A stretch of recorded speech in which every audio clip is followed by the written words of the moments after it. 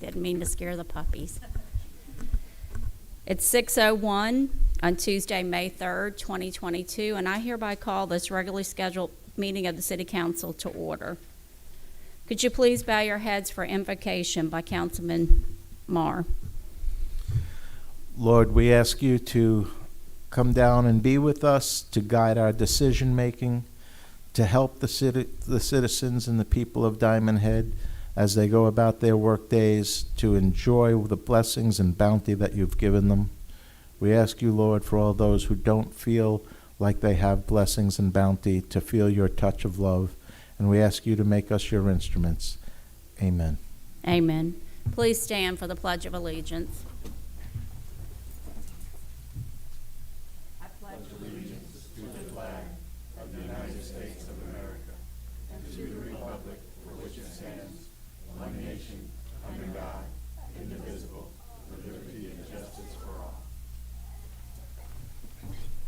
City Clerk, Ms. Jeannie Klein. Finley. Clark. Here. Marr. Here. Mayor. Here. I'd like to move to adjust the agenda. Move to remove under the presentation agenda item D, Town Center Phase 1 update by Ben Benuti, Covington Civil and Environmental, and to table on the consent agenda item 5, 2022-137, motion to authorize to advertise for bids for Aloha District Town Center Phase 1. Could I get a second on motion as amended? Second.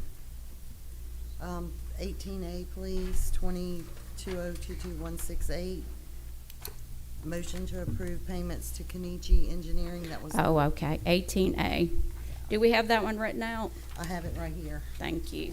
And I'm going to keep amending my motion to add to what I just amended, to add an 18A, a motion to approve payments to Kenichi Engineering and Surveying in the amount of $10,932.50 for East Aloha Improvements Phase 1, $3,253.64 for Montreal Creek Improvements, and $2,851.06 for Noma Drive Public Access Project.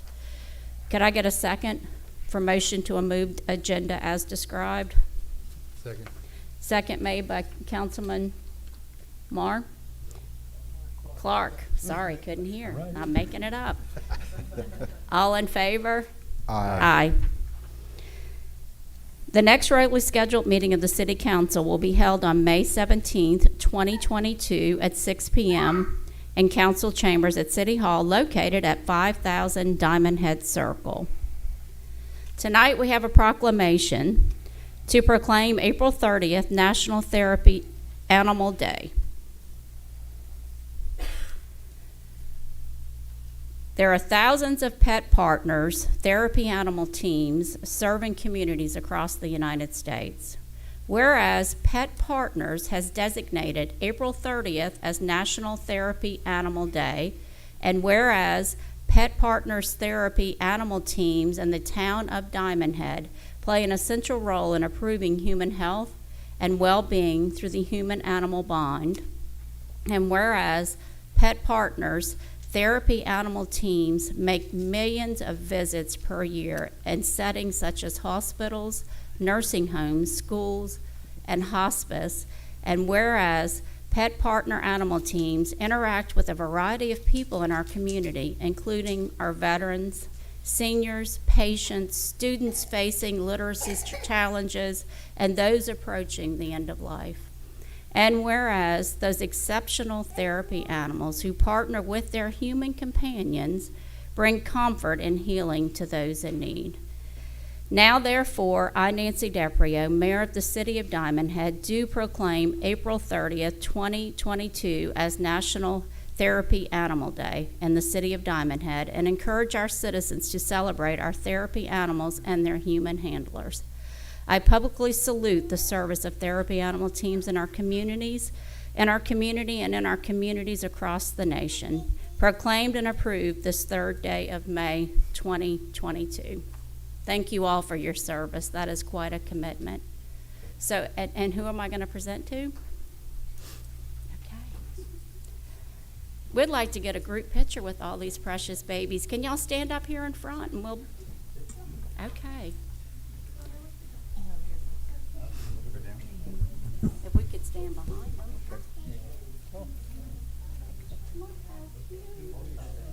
Look at the pearl necklace.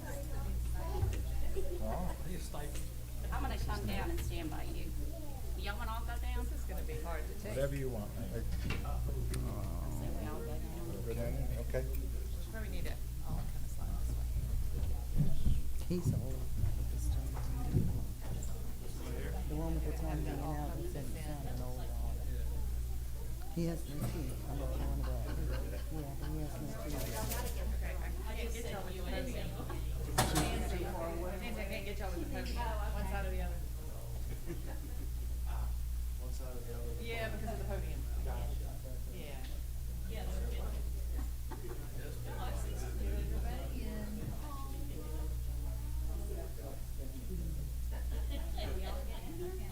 I think so. You want to turn him around or you You want to turn him around?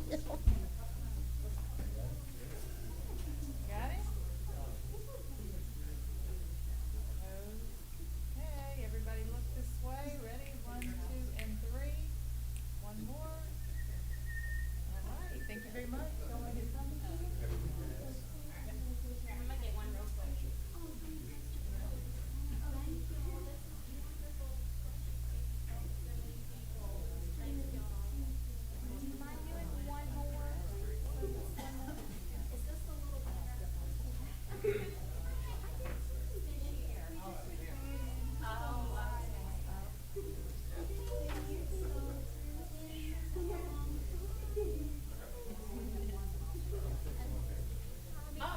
No, you're fine. Take your time. Take your time.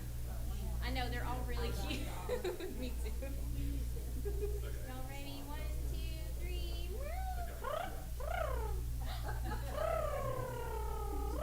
Got it.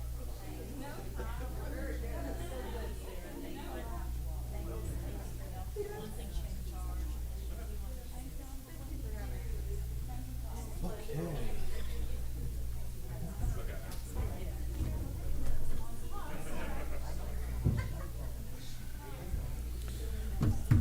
Forgot to put my phones on silent. Whoop. I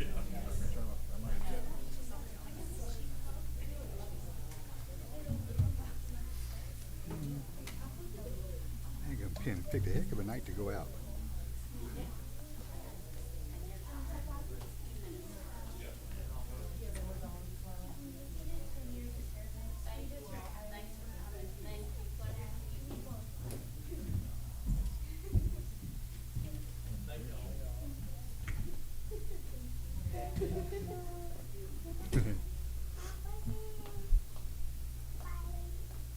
Bye-bye.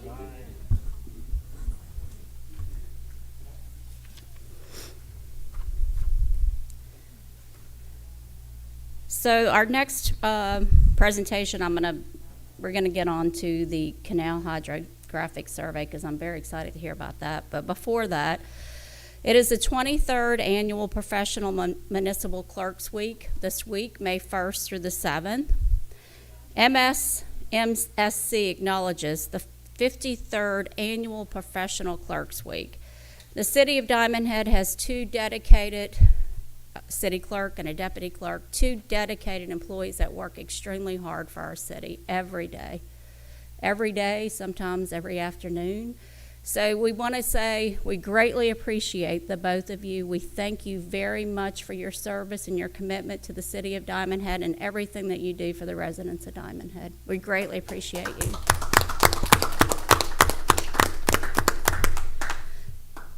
And on another announcement, a few months ago, well, it hadn't been that long, we had U.S. Marine Corps World War II veteran, Mr. Robert F. Walker, here for a proclamation. He passed away this morning in his home a little bit after midnight, so we just wanted to make the residents aware, and we ask that you please keep his wife Kathleen, his family, and his fellow Marines in your prayers. And City Manager Mike, we are gonna ask that you e-blast tomorrow. We should know the service arrangement so that we can let the residents of Diamond Head attend his funeral. Thank you. Next on our presentation agenda, we have Envision Solutions Inc., here to talk about the Canal Hydrographic Survey. Thank you for your time. That's a hard act to follow with the dogs. I'll do my best. I'm Joel Lawhead with Envision Solutions here in Diamond Head. We're a geospatial mapping company, and one of the things we map is the seafloor. So a couple weeks ago, Mr. Riso approached us about surveying the Diamond Head canals on the south side on the waterway, seeing what kind of debris is in there now. We also collect the depth information as well while we're in there. So we brought some samples of what we've done for other cities in the area. So this is Bay St. Louis after Hurricane Zeta. So we mapped the whole harbor and then identified significant debris that would be a hazard for navigation. And so it's like taking a photograph of the bottom, and you can see things pretty clearly, and in most cases identify what it is. So like I said, we also simultaneously collect the depth information to see what's changed. That only works if you have a previous scan to look at. So what Mr. Riso proposed is to do it annually, so you can see what fills in and how fast and how storms affect it. That'll increase your chances of getting reimbursements from FEMA to do dredging. It will also allow you to do precision dredging. So if something's a little shallow but it didn't fill up that fast, maybe you can wait another year or only dredge one of the canals that is filling in fast, and just manage your resources better by knowing exactly what the bottom looks like. This is Pastor Stan. That had a significant amount of debris after Hurricane Zeta. That number 9 picture, so we have close-ups, you can see is like a pier piling that's half buried in the sand, so you can see how easy it is. It is like kind of like a photograph, and the depth information for the pass. We also do this for the Port of Gulfport, so within 24 hours of a storm, we can go in with a bigger boat than we're using for Diamond Head, and scan the whole Ship Island Channel. So yeah, they get very detailed depth information of the turning basin, overlaid on NOAA charts. That's another important thing. All the information we produce, we'll give you some reference maps, but it'll go right into your city GIS. All of your engineers are familiar with the data formats. They can use it for any project they want. So it's compatible with what everybody's doing. Yeah, it's more channel information. Yeah, we got a picture of the drone. I think a video of it here. The drone we use is specifically designed for what we call ultra shallow water, so less than 12 feet, which is most of the Mississippi coast. Usually hydrographers and sonars are calibrated for much deeper water, but this one does a great job of mapping almost to the surface. And we chase it around in a boat. Sometimes we can map from shore if we can see it. Otherwise, we follow it in a chase boat. Ryan's our hydrographer. He's driving the presentation, and he has a laptop and steers the boat. It'll run autonomously, so we can program it where to go to make sure we get the right overlap and coverage when we're mapping. But that's sort of the basics of it. Any questions? I have a few. So Yes. First of all, we're looking at, and of course the importance of this, and we need to let the residents know, we anytime a hurricane comes or a storm comes, our canals and our bayous get plenty of debris brought in. It happens all the time. We just inherited these canals. We just accepted them and took them over. And I don't know any history of them ever being restored. And we say restored because if you say dredged, you're in trouble, but restored. Right. So I don't know of any time they were ever restored. So we've got, and we accepted it in the condition that it's in, but a lot of the debris and stuff that's in there is from storms that have previously Absolutely. come through Diamond Head. And so I guess our most important point that we need to address, because if a storm comes, let's just say this summer, we want to let FEMA know we now own these canals, we own these bayous, and we may need assistance on clearing. So your report's going to show what it is today. Do you have any historical data back from? Nothing historical, like you said. There's 50 not a lot of years people have ago? mapped it that we're aware No. of. Yeah, 10, we've got 20? some like test runs we've done before from last summer, but it's not comprehensive. So Yeah, that's yeah. not back So yeah, the enough. most important thing is to baseline it. So if this was approved, we'd run right out there, before June, obviously, and get a baseline of everything. If you've dealt with FEMA, you know they only like I to build have. back what was there before, and that includes navigable waterways. So, having that baseline to be able to prove what you had before is critical. We do everything to international hydrographic standards, so they can check it out and they'll agree with it. Okay, that answers my question. Okay. Because I wanted to make sure they knew, what we had. 'cause Yeah, and that's we'll the do a whole baseline purpose. each year, so you'll have that, plus we propose up to 2 storms we'll cover on that same price. So you'll have that data quickly. After a storm, we'll be able to get out here quickly. Or the drone is less than a mile from here, so we'll get it mapped again, so you'll have that data when you start negotiating with FEMA. Also with FEMA, it's important to be first in the door. Yes, when the whole it coast is holding their hand out, trying to get back what they had. So our goal is to make sure that Diamond Head's ready for that. So the soundings will be updated once a year. Once a year. Once a year on baseline, the yep. soundings, and then if we have 2 events that happen, both of those are included in the Yes, price. correct. Okay, all right, that's my question.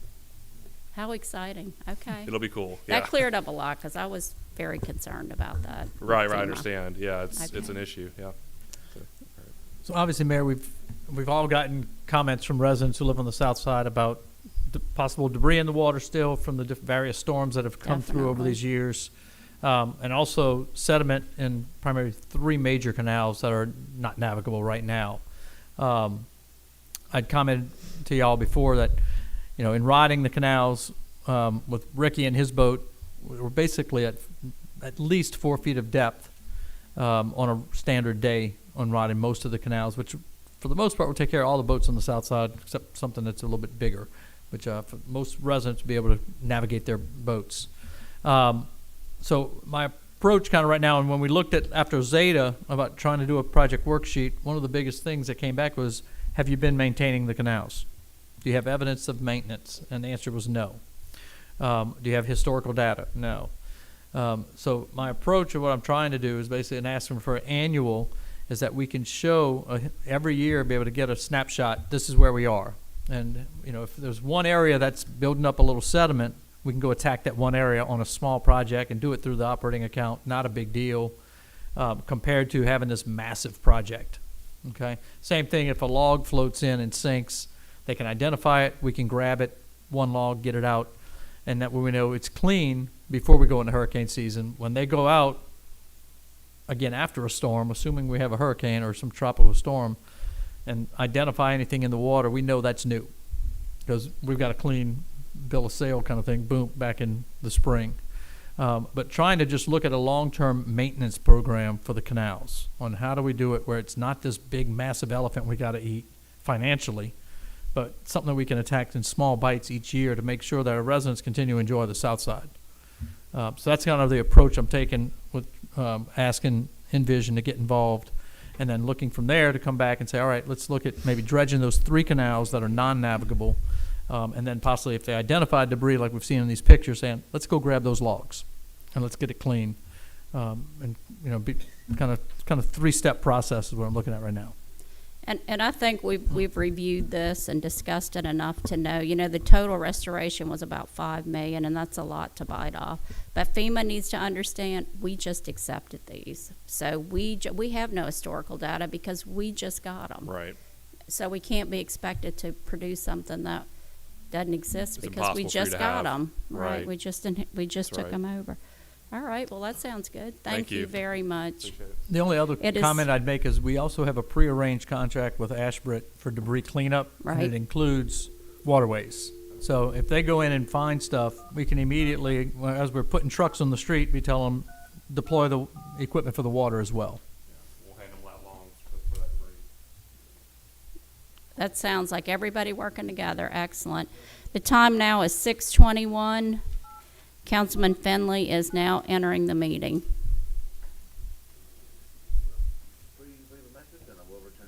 Maybe not. Give me one more chance.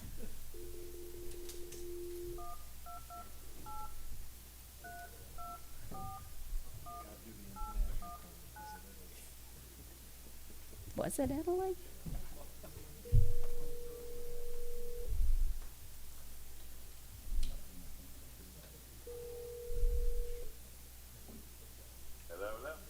Hello, Councilman Finley, can you hear me?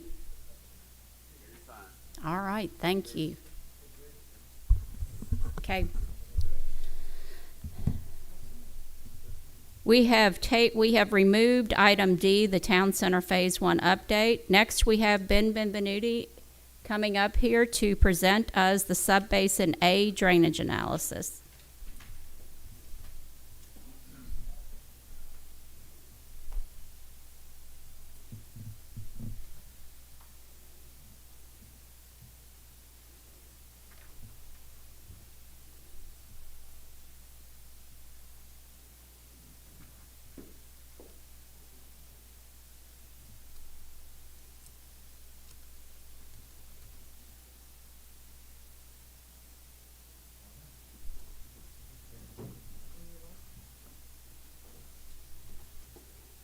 Thank you, Jeannie, for the clicker.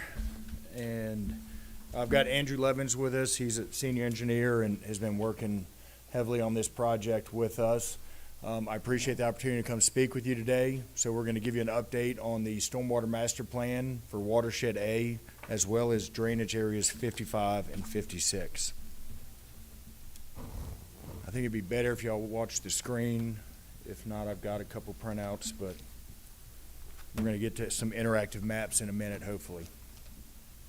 So what you're looking at here is just an overview. It's very difficult to see the roads, but you've got drainage area 55 in the yellow up top, drainage area 56 below it in the blue. Then it turns into the Turnberry watershed, which includes Montreal Creek. And then it goes into, oh, my eyes are not very good.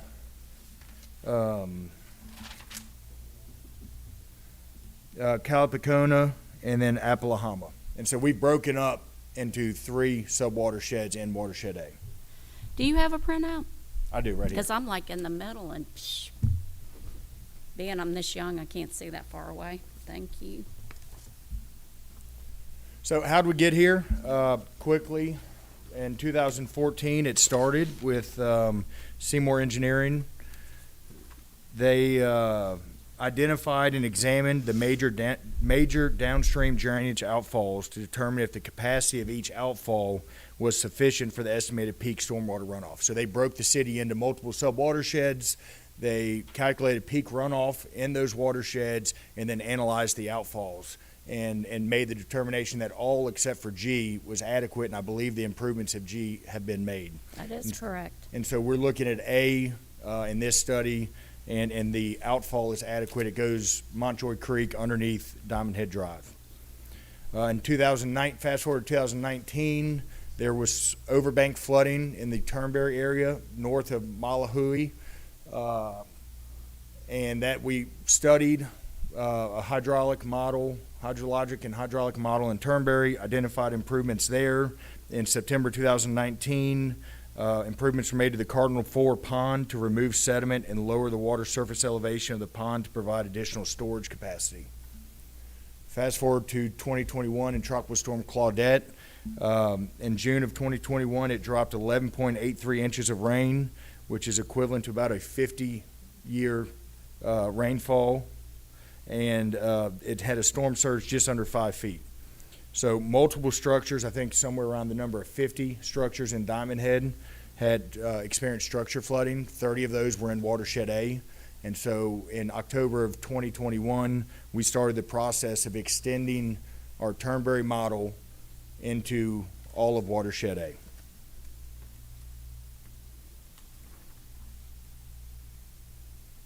So goals and objectives of the study. First was, as I just mentioned, extend the H&H model to the outfall at Diamond Head Drive. We've completed that. It's to prepare hydraulic models for channels within Watershed A and drainage areas 55 and 56.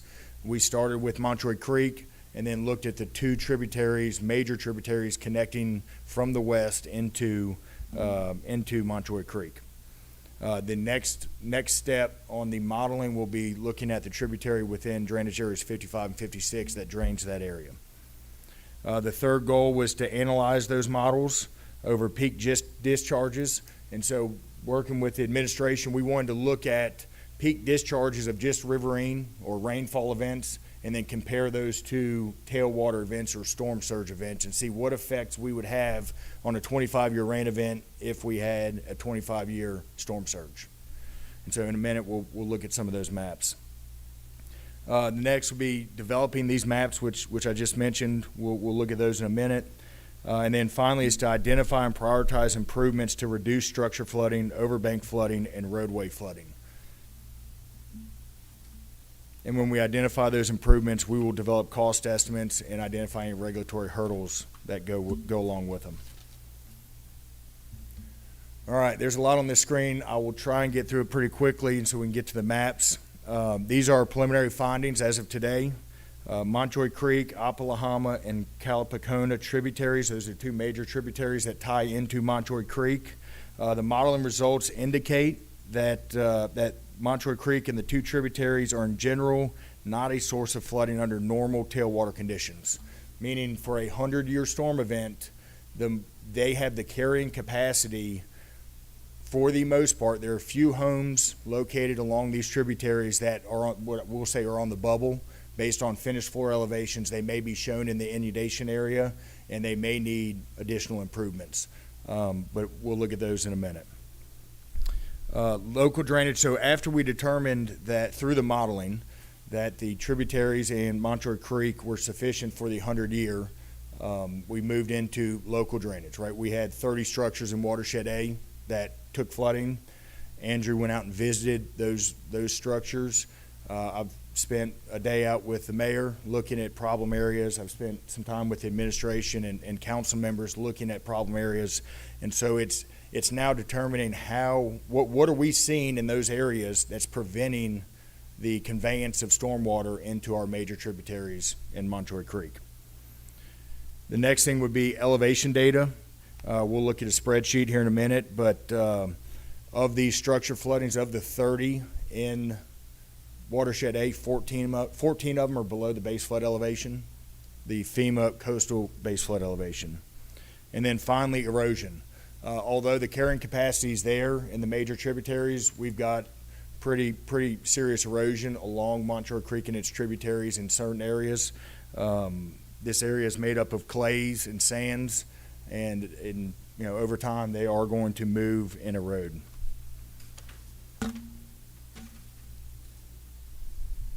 So one thing, speaking on erosion, structural bank stabilization such as riprap or articulated block mats should be considered as a long-term solution.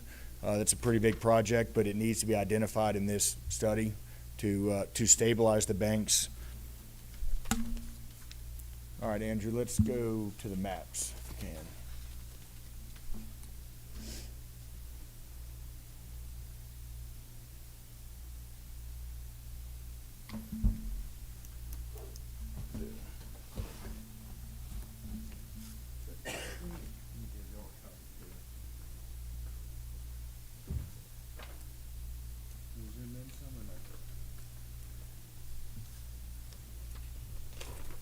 Thank you.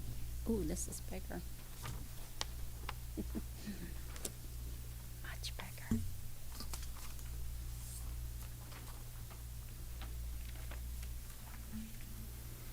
Okay, so what we're going to look at these hydrologic maps or hydraulic maps. The first one we're looking at is the 25-year flood inundation boundary. So this is a 25-year rainfall event with no tailwater, meaning normal conditions, normal tides. In this event, you've got blue, the blue is your structures, and then so pink would be your inundation area for a 25-year storm event. Andrew, if we click, the next one would be a 25-year storm event, and if you want to look at the screen, you'll be able to see the changes, adding in a 25-year storm surge of 9 feet. So it expands the inundation area and potentially impacts additional homes. Then we're going to add on to the 25-year with a 50-year storm surge. That's 50. What about 100? And there's 110. So Andrew, if we go back to the 25 year for a second.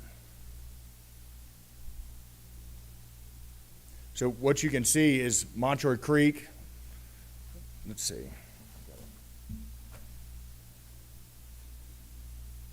Can y'all see my pointer? That's Diamond Head Drive. That's the bridge. This is Montreal Creek going out into Rotten Bayou. This is Montreal Creek coming up towards Turnberry.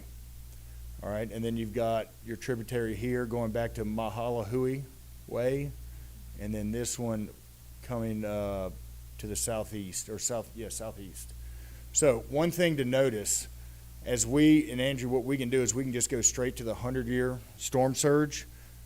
The areas north of Iona or upstream of Iona on the northern tributary are not affected, right? So the storm surge, a 100-year storm surge of 18.4 feet is not negatively affecting north of Iona. Same thing once you get north of Mahalahui Way in the Turnberry watershed, it's not affecting it. So they're no longer controlled. Everything downstream of there, your inundation area is getting bigger. Mm-hmm. So when we look at the spreadsheet here in a minute of identifying certain homes that have base flood elevations or their finished floor elevations are below the base flood elevation, the coastal flooding is what's driving the flooding of those homes. So let's go to the 25 or the 50 year.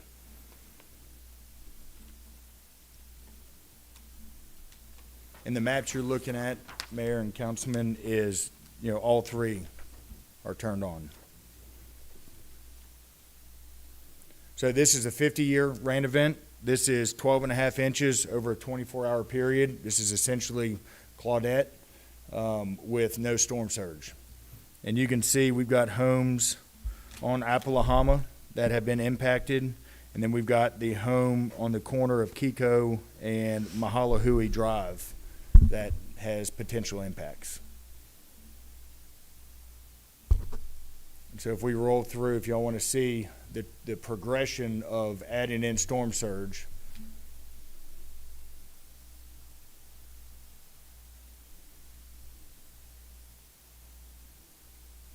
that's what it looks like, and that's what you're looking at here. So as we add in storm surge, we add in potential flooding to more houses along the tributaries and along Montreal Creek. And then lastly, we'll go to the 100-year.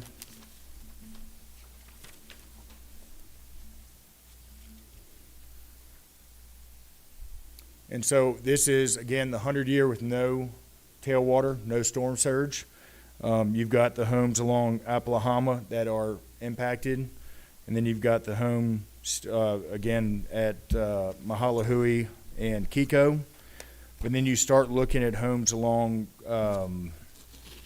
Comey Drive that are potentially impacted.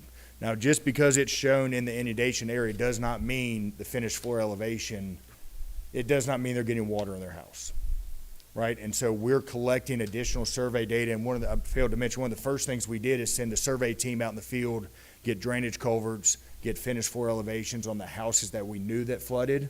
But you can see the houses that flooded on this map have a black dot. Mm-hmm.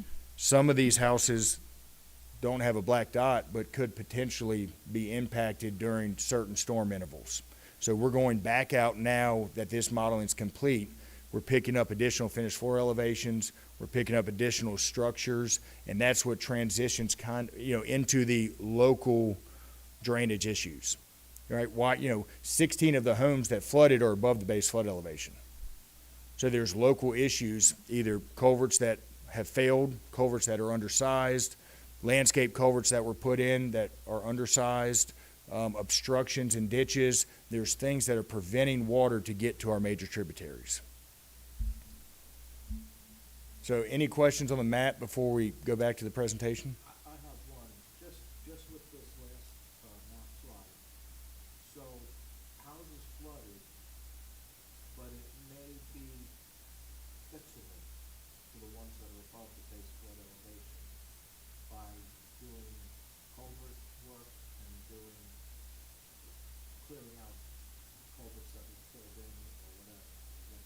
That is correct. I can't say without analyzing and doing a culvert analysis on each one. And so that, and Mike, that's kind of what we initially presented to you, was looking at each flooded home and trying to determine what was the reasoning behind that structure flooding. Is that with storm surge included? The 100-year storm surge, for that to be fixable? That would have to be looked at on a case-by-case basis. And then one other thing, for the ones that are below base flood elevation, is there nothing that can be helping them if something big comes along? There is, and I'll touch on that in a minute, but there are programs through FEMA, hazard mitigation programs for repetitive loss or repetitive flood homes. And so we've got some that are 5 feet below the base flood elevation. And so we've got some that flood, that could potentially flood on a 25-year rain event without any storm surge. Or you add in a 4.5-foot storm surge like Claudette in a 50-year rain event, and we had 30 homes in this watershed flood. So again, this is not, it's not meant to show, and I want to make this statement to the public too, if your house is shown as in the inundation area, does not mean you're going to flood. Right. If it's not shown in the inundation area, it does not mean you're not going to flood. That's right, too. This Yes, is mine's on here, and I had 7 feet for Katrina. right. I mean, I live right here, so I know this area specific. And it changed tremendously after Katrina. For Gustav, for the first time ever since 93, we had water halfway up the street, which never happened before. And it changes every day. It Every time a does, new it house is built or a changes. culvert's put in, it's going to Every change. time. I still have, this is excellent, though. I love how you did this. It's very clear. It's a visual. We know where it is with the impacts of the storm surge and how far it's going to go out. And the base flood elevation in this area can tell you is an 18. So I've seen it. Mm-hmm. I've seen it in a situation, that's difficult to prevent when it's totally influenced.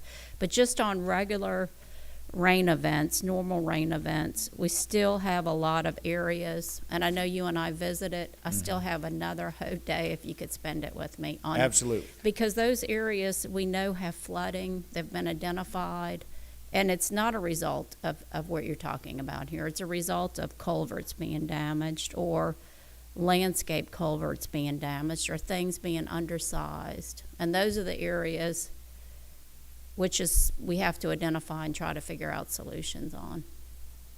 Absolutely. And your area and your city better than I do, and better than Andrew does, and we want to go out and look. And that's really what's going to drive kind of phase 2 of this master plan, right? Phase 1 is to get the base modeling done, get the base surveying done, know that we can add water. We can put water into our major tributaries and convey that water out into Rotten Bayou. So now let's figure out how to get the water there. What's trapping that water? Why are we seeing localized flooding, localized structure flooding in certain areas within Watershed A? I thought it was going to look a lot different. I really did. And it follows pretty much the flood line, and I really thought it was going to get totally larger. So Well, we do have areas we need to look at then specifically. And there's opportunities on, potentially with the golf course or potentially with existing ponds. Right here, let's see. In this corner here, this is Mahalahui Drive and Kiko. We know this tributary kind of continues over to the east, and then it turns into 2 ponds. So our next phase is to extend this model past that point, get additional surveying data, while we're picking up localized issues on flooded homes, on issues, Mayor, that you've shown me, on issues that the administration has shown. Then we'll also pick up and expand these models out. And is there an opportunity for a small pocket pond? Is there an opportunity to lower the water surface elevation on additional existing ponds, right? And create more storage. But we'll talk, next steps, we'll kind of identify where we're heading.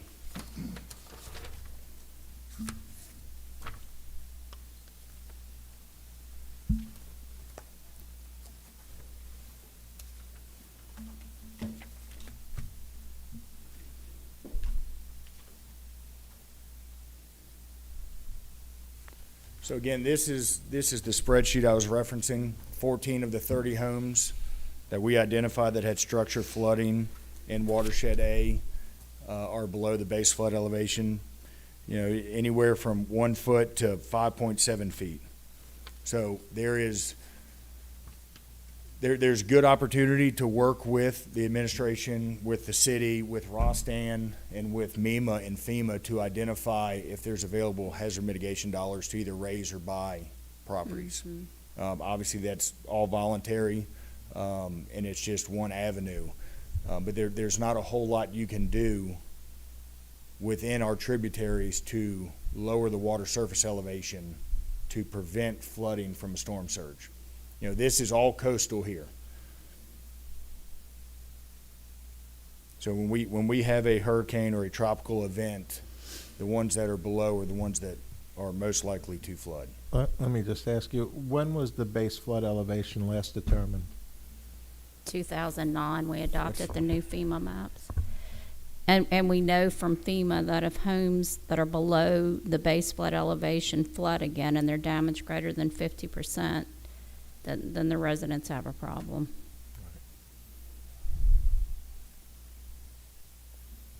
So next steps,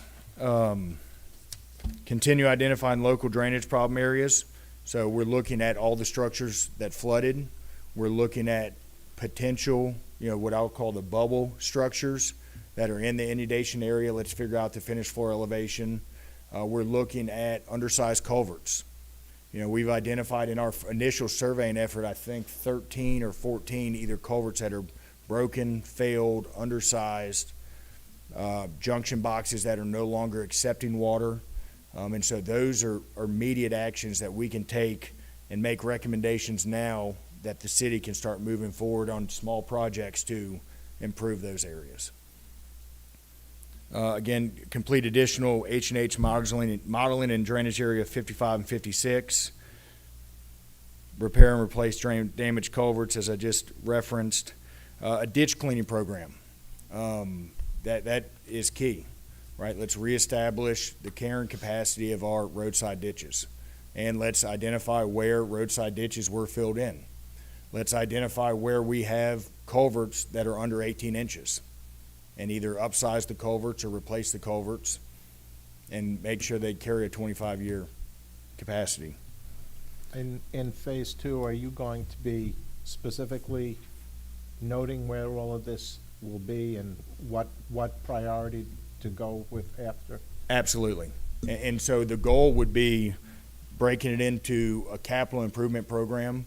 What can be done by the city's staff, own resources? Can we go start digging ditches tomorrow?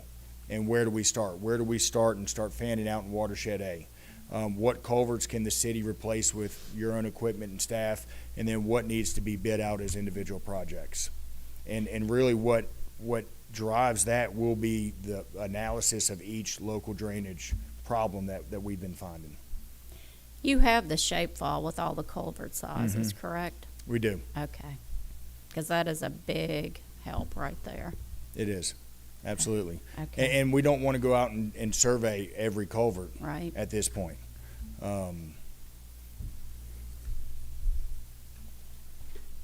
So I know ARPA funds are being utilized for a lot of drainage projects. I know the window's going to open soon. So the goal is to send the survey crews back out. It's to meet with you, Mayor. It's to meet with the administration and obviously any residents or council members that have issues in 55 or 56, that we can start building phase 2 of the drainage plan. July 1st is our goal. We'll be there. You've got a lot done. There's still a lot to do, but this is extraordinary. It's a lot of information, and I know that was a lot of work. But July 1st, supposedly everything's going to be released on the ARPA funds, so we need to be ready to And that's the window to start submitting. It's the window to start submitting the projects into the portal.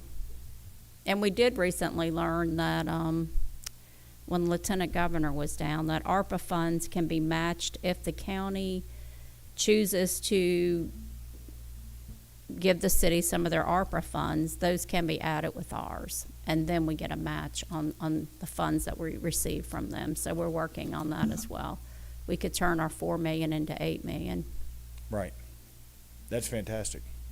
Mhm. And I purposely did not come with specifics, but, you know, we looked at culverts under Iona that are undersized. And if we can open those up, go with a box culvert, that's going to relieve water surface elevations up at Mahalahui Drive and potentially help a property owner up there. So there are specific projects or specific improvements that we could start building that list today. Okay. But I want that to be prioritized and presented to you so you can then make your decision on where that falls in the list.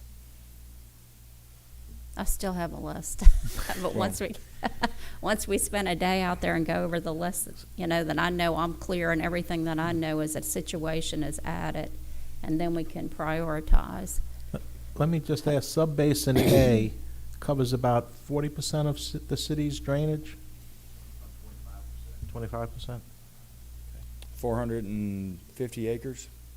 420, I believe, but it's close to that. It's a large basin, but it's the basin that we have the most drainage issues in because it receives a lot of the other water from the city. Then I know you made a comment about ponds and possibly looking at new locations or more maintenance or building capacity in existing ponds. You know, what that impact would be, because we're looking at possible detention north of Turnberry. Correct. In a large parcel of land in Glen Eagle. And if we're able to detain water upstream, you know, just kind of speak to what does that mean downstream? Yeah, or can you model that? You know, for example, if we ask the POA and say, can we put a pond on Cardinal 3 where we have flooding right behind that area coming off the golf course? What impact could that have for these homes as it comes downstream? Will you pull the map up if you don't mind, Andrew?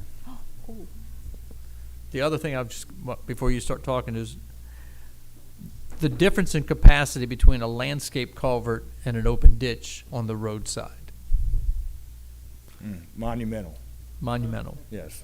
Okay, We're not so- a fan of those. That's why we put a so moratorium. we were designed as an open ditch community, Right.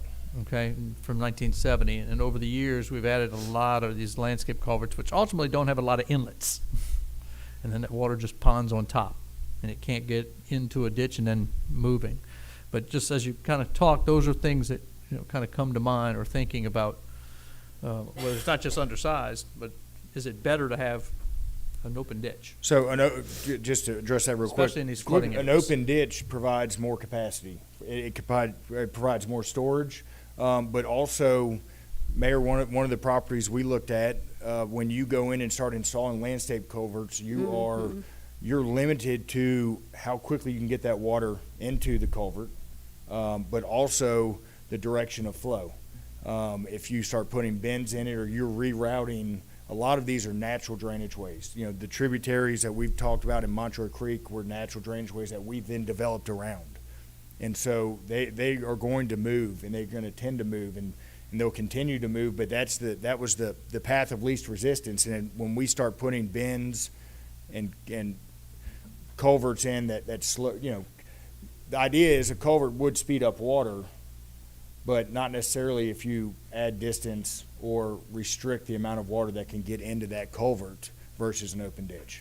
And unfortunately, after Katrina, we had a contractor in here, and I don't know if anybody sitting out there was here after Katrina, but I can see a few were. We had a contractor putting in landscape culverts. Do you remember that? For like $2,000, they had landscaped the front of your house, 12-inch, small inlets, and they're all over the place. And unfortunately, on some of these improvements, you know, landscape culverts may need to be removed and open ditches put back if we feel that's going to prevent people from flooding.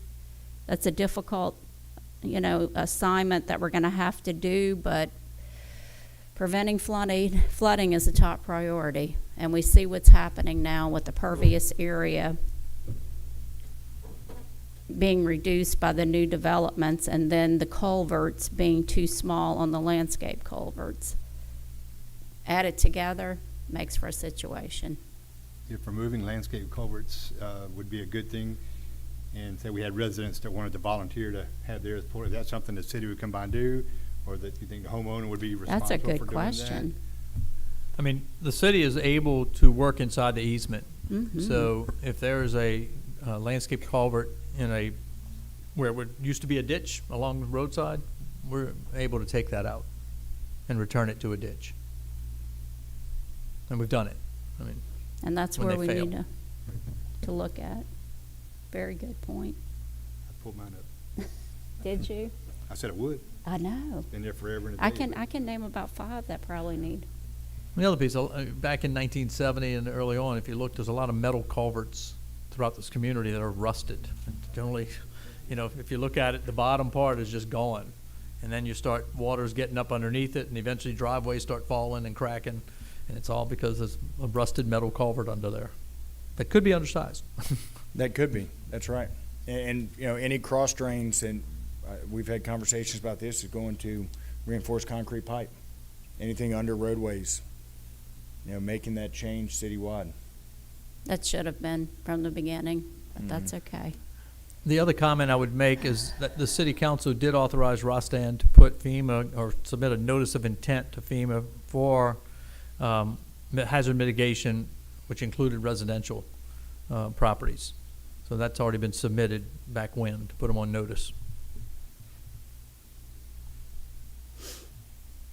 All right, I think we're headed in the right direction. Any And other comments? I'm just excited that Mhm. it's moving in the direction it's moving, and with our city manager having the crews going out on a regular basis now and doing ditch work to make it flow better, with your wrapping up phase 1 of the sub-basin, I think we're on a good thing. I mean, I thought it would be all done by 6 months after I got council, but I can see now that maybe in 3 years or so, we'll have a good portion of this under control. Sound like me, Gerard. It takes 1 year for everything, even if it's an emergency, and it's very frustrating. I totally concur.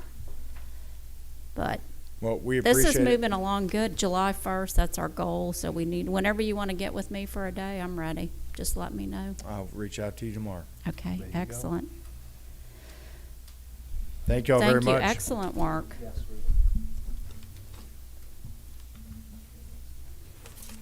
And now moving on to the city manager's report. Thank you, Ben.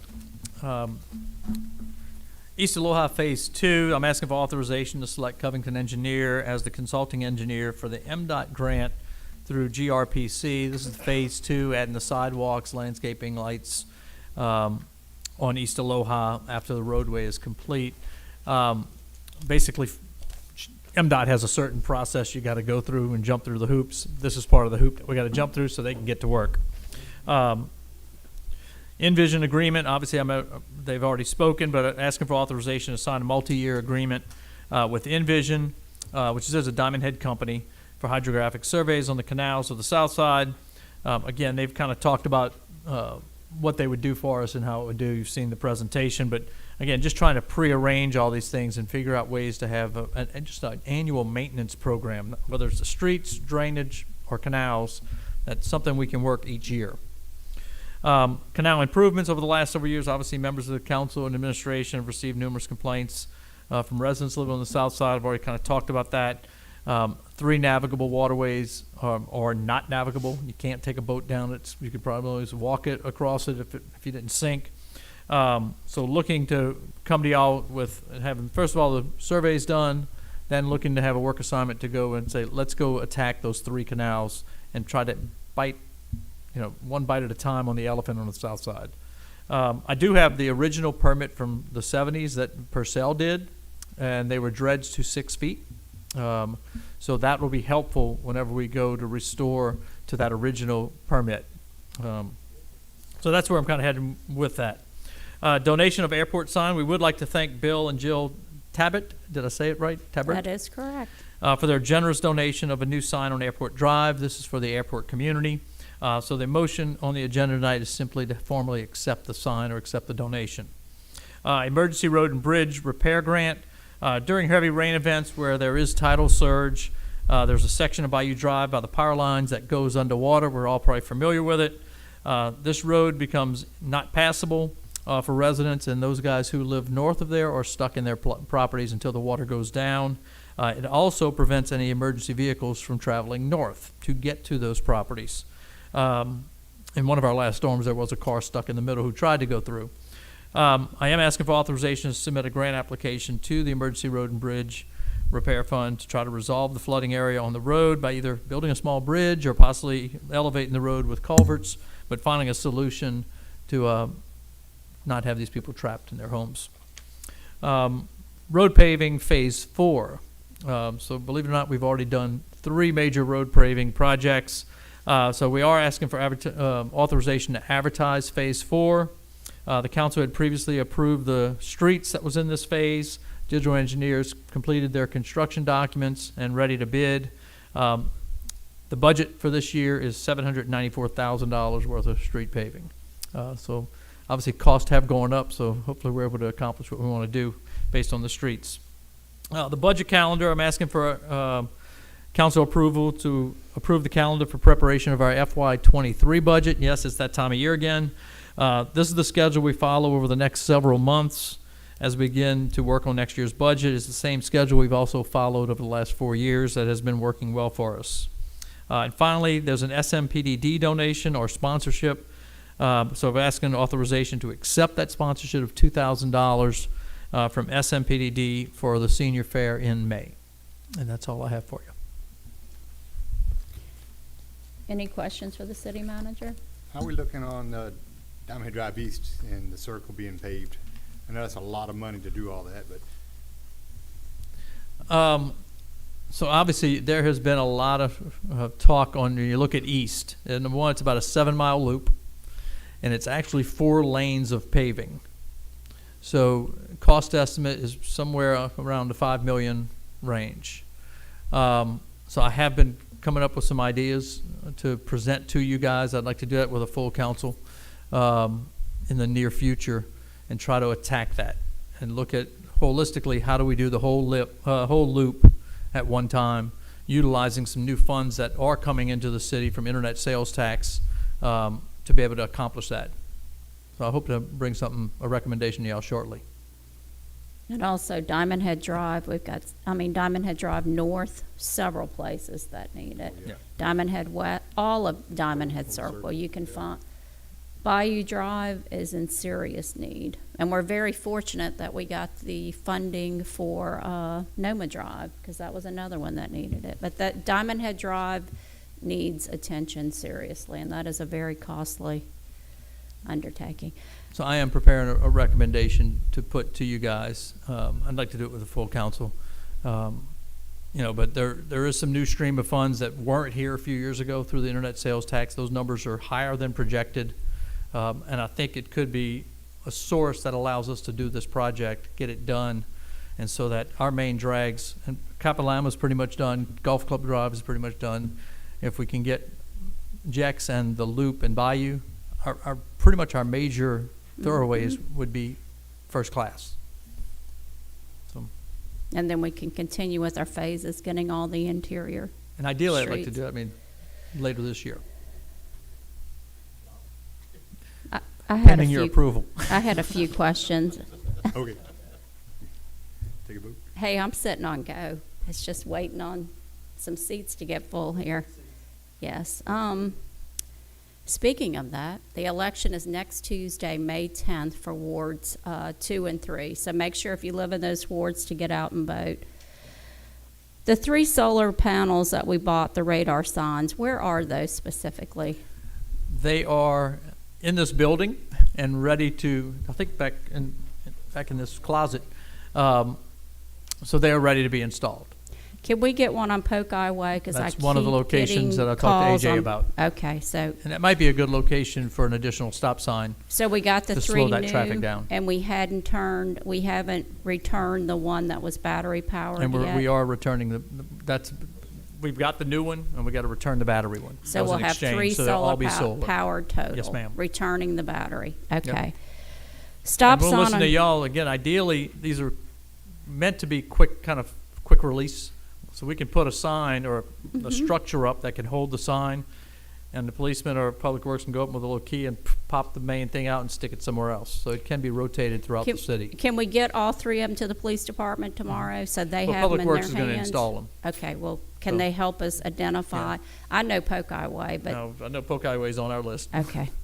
Stop sign on Anahula. We still have people, what happened to our stop So- sign list we had like a year ago? We were Those gonna stop put- signs have been ordered. Okay. We, and they're ready basically to be installed. I've talked to Stanley about that last week.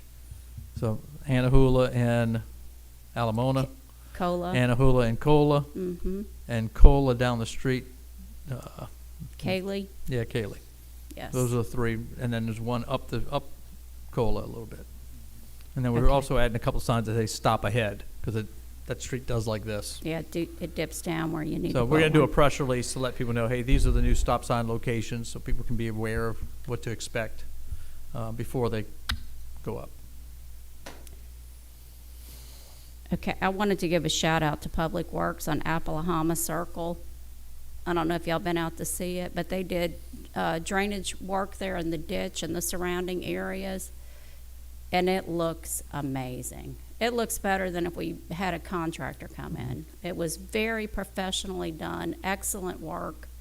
I can't I'll think of pass it on, enough. thank Those you. improvements were 1,000 times better than, and that was a major project. Mhm. They finished it I